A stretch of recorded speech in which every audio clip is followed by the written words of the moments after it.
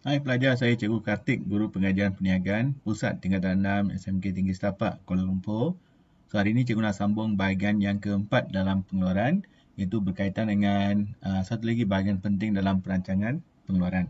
So, setakat ni Cikgu dah bincang reka bentuk pengeluaran, jenis pengeluaran dan juga susun atur pengeluaran. So, kita pergi kepada bahagian terakhir dalam perancangan, iaitu objektif pemilihan lokasi kilang dan juga faktor-faktor yang mempengaruhi pemilihan lokasi. Okey. Okey, lokasi kilang ni perlu dipilih dengan tepat dan juga lokasi ni perlulah letak di tempat yang sesuai dan strategik. Okey, sebab kalau kita salah pilih lokasi, ini boleh mengganggu aktiviti pengeluaran. Okey. So, kalau kita pilih lokasi yang dekat dengan kemudahan, okey, dekat dengan bahan mentah, senang dapat bekerja, so aktiviti pengeluaran ni berjalan dengan lancar. Okey. So, pemilihan lokasi kilang ni penting untuk menjimatkan kos, okey, boleh meningkatkan keuntungan. Kos dengan keuntungan ni berkait rapat. Kalau kos kita meningkat, boleh menjejaskan keuntungan. Okey, boleh mengurangkan harga barang dan juga memudahkan aktiviti logistik. Logistik ni berkaitan dengan penyimpanan. Okey. Okey, kalau kamu perhatikan, ini adalah tempat pengumpulan minyak. Okey, tempat penyimpanan minyak. So, kalau kamu tengok, perniagaan menyimpan minyak ni atau firma yang menyimpan minyak ni, mereka letak lokasi mereka berhampiran dengan laut. Kenapa?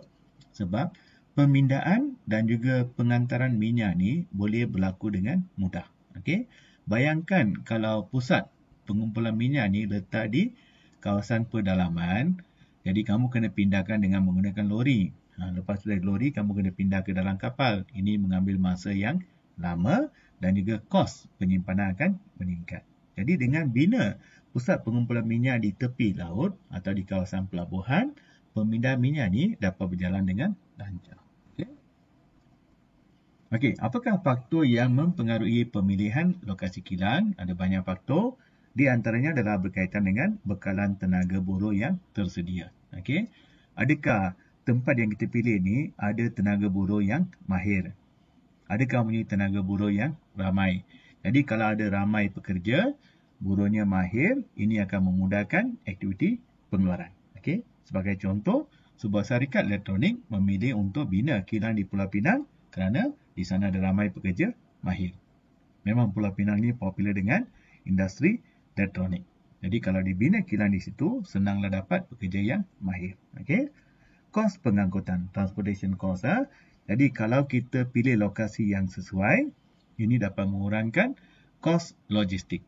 Logistik ini berkaitan dengan pengantaran barang, pemindahan barang. Okey. So kos logistik ni berkurang kalau kita pilih lokasi yang sesuai. Okey. Contohnya, sebuah syarikat pemprosesan minyak sawit buka kilang berdekatan dengan Pelabuhan Kelang kerana kos pengangkutan ke pelabuhan yang rendah. Itu kos pengangkutan. Yang ketiga, bahan mentah. Okey, lokasi kilang juga mesti berdekatan dengan bahan mentah. Okey, bahan mentah yang murah, banyak dan juga berkualiti. Sebab tu kalau kamu tengok banyak kilang-kilang memproses minyak sawit ni letak di negeri Perak, negeri Pahang, Johor kerana ada banyak ladang kelapa sawit. Okey. Kebanyakan kilang papan letak di Sabah dan Sarawak kerana ada bekalan kayu yang banyak. Okey. Contoh, sebuah syarikat jubin. Jubin maksudnya tiles. Okey. Syarikat yang mengeluarkan tiles atau jubin ni, kilangnya letak di Perak kerana mudah mendapat bekalan tanah liat putih. Okey. Itu rujuk pada bahan mentah. Okey. Kemudian infrastruktur maksudnya prasarana. Okey, contohnya bekalan air, elektrik, internet dan sebagainya. Sebagai contoh, sebuah syarikat pengeluaran minuman ringan memilih lokasi yang mempunyai bekalan air yang berterusan tanpa gangguan. Sebab industri atau syarikat minuman ringan ni dia banyak menggunakan air. So dia perlukan bekalan air yang berterusan. Okey.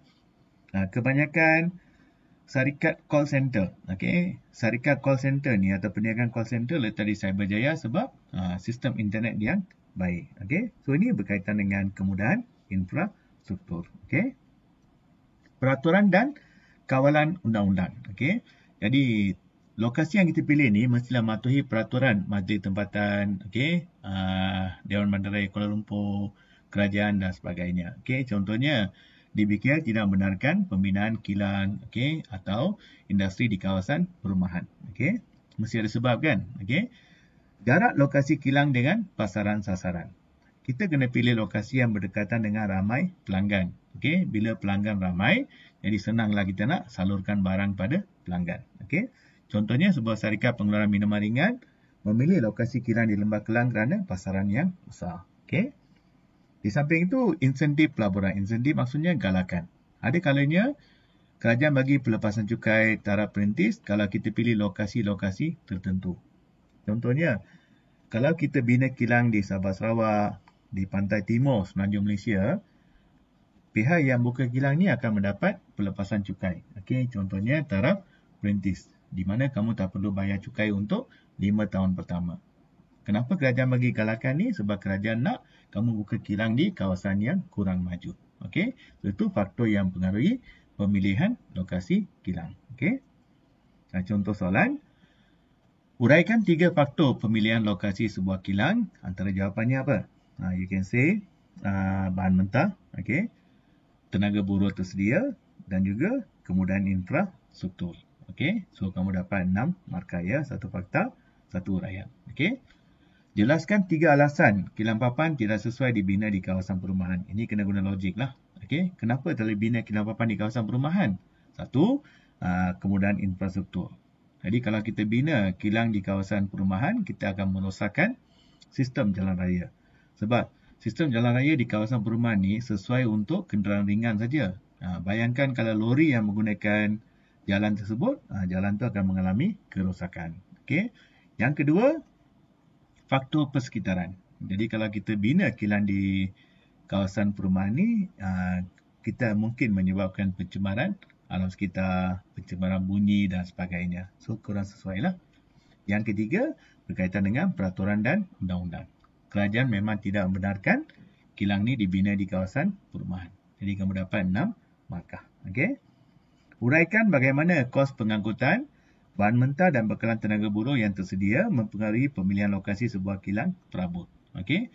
So, fakta telah diberikan. Berikan 1 uraian dan 1 contoh.